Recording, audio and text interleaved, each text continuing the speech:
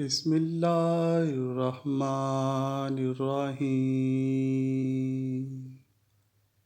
ناظرین گرامی، جب ہشام بن عبد الملک نے حضرت امام زین العابدین رضی اللہ تعالیٰ عنہ کو پہچاننے سے انکار کر دیا تو اس کے ساتھ کیا ہوا، یہ جاننے کے لیے اس ویڈیو کو آخر تک ضرور دیکھیے گا۔ اموی خلیفہ عبد الملک بن مروان کا دور حکومت ہے۔ حج کے موسم میں ہزاروں بندگان خدا حج بیت اللہ کی سعادت حاصل کرنے کے لیے دور دور سے کھینچے چلے آ رہے ہیں۔ صحن کعبہ میں ازدحام کا یہ عالم ہے کہ تل دھرنے کو جگہ نہیں ہے۔ اس حج کی ایک خاص بات یہ بھی ہے کہ اس سال خلیفہ عبد الملک بن مروان کا بیٹا اور ولی عہد ہشام بن عبد الملک بھی ملک شام سے سفر کر کے حج بیت اللہ کے لیے آیا ہے۔ اس کے ساتھ اراکین سلطنت اور اعیان مملکت کے علاوہ اس کے بہت سے شامی دوست بھی ہیں۔ اس حج میں عہد اموی کا مشہور شاعر ابو فراس حمام بن غالب فرزدق تمیمی بھی ہے۔ ہشام بن عبد الملک حجرہ اسود کا بوسہ لینے کے لیے آگے بڑھا۔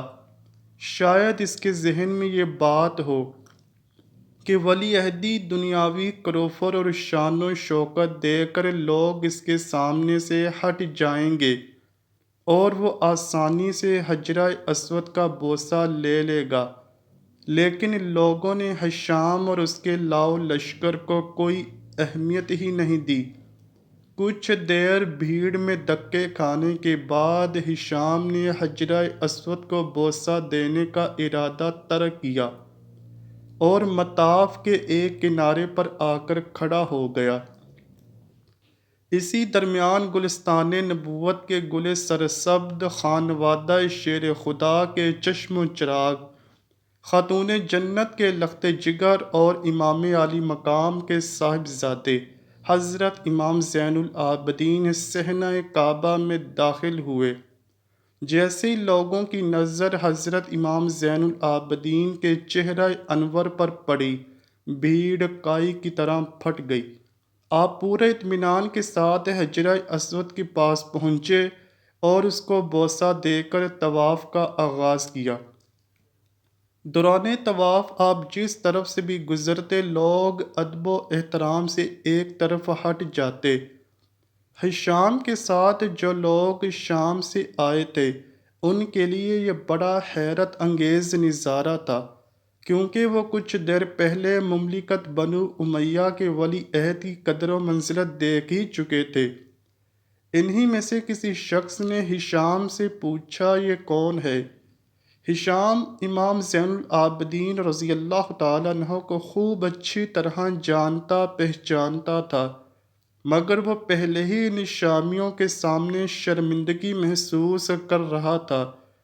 اس نے سوچا کہ اگر ان نوجوان کے بارے میں ان کو بتاؤں تو کہیں یہ شامی انہی کی طرف مائل نہ ہو جائیں۔ یہ سوچ کر اس نے جان بوجھ کر انجان بنتے ہوئے جواب دیا کہ میں نہیں جانتا یہ کون ہے۔ ابو فراس فرزدق قریب ہی کھڑا ہوا تھا۔ اس کو اہل بیت نبوت کے اس گل سرسبز کی یہ اہانت برداشت نہیں ہوئی۔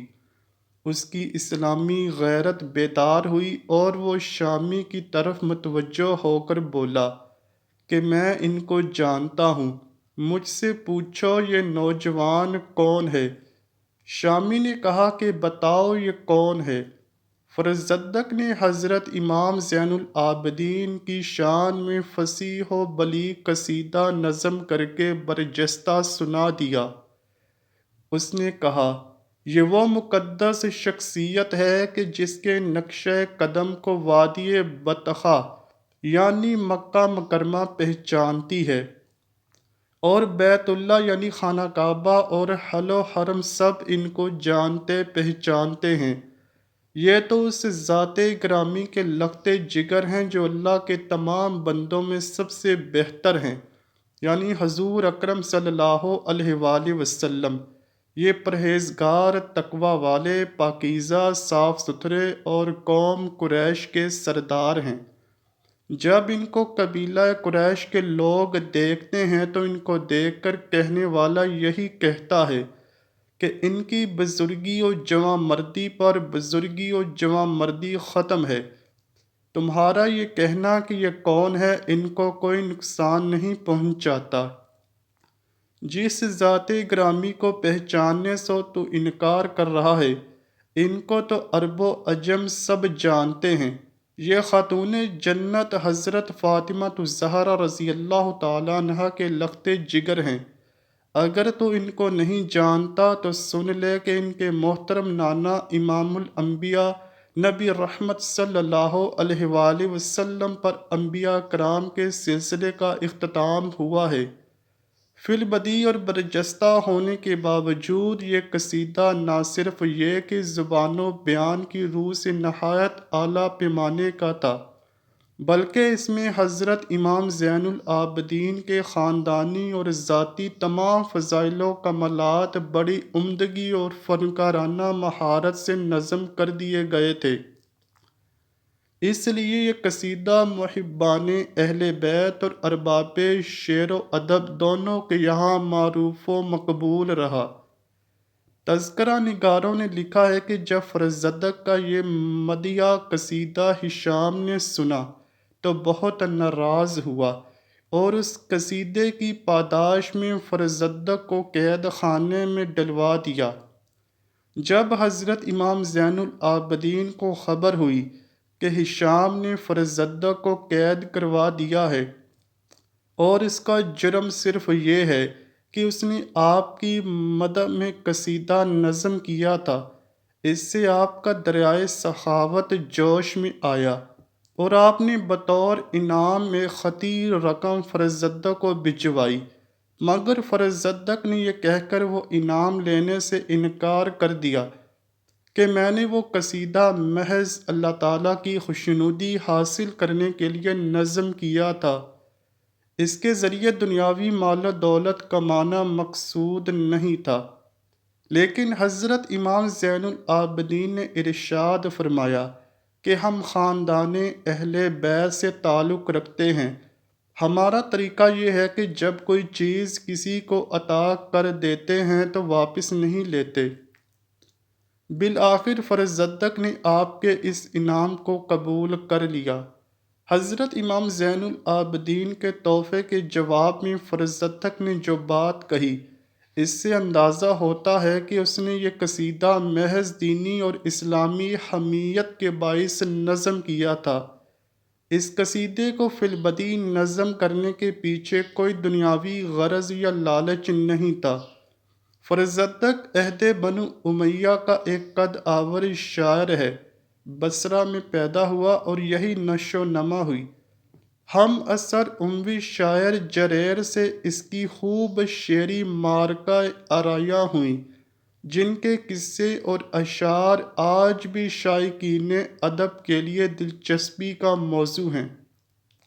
فرزدق نے اپنی شاعری میں انداز بیان اور اسلوب میں جدتیں دکھائیں۔ خاندانی فقر و مباحات کی غلو آمیز مثالیں اس کے کلام میں نمایاں ہیں۔ فرزدق کے اخلاق و کردار اور عادات و اطوار کے بارے میں تقریباً سبھی مورخین کا اتفاق ہے کہ وہ ایک برا شخص تھا۔ اس کے اخلاق گھٹیا تھے، فسق و فجور کا عادی اور عیاشی کا دل دادا تھا۔ آدمی عملی طور پر کتنا ہی برا کیوں نہ ہو، مگر کبھی کبھی اس کے اندر ایمانی اور اسلامی حمیت ضرور بیدار ہو ہی جاتی ہے۔ امید کرتا ہوں کہ آپ کو ویڈیو ضرور پسند آئی ہوگی۔ اگر ویڈیو پسند آئی ہے تو ویڈیو کو لائک کیجیے، شیئر کیجیے اور چینل کو لازمی سبسکرائب کیجیے۔ کمنٹ سیکشن میں اپنی رائے کا اظہار بھی ضرور کیجیے گا۔ ملتے ہیں اگلی ویڈیو میں، تب تک کے لیے اللہ حافظ۔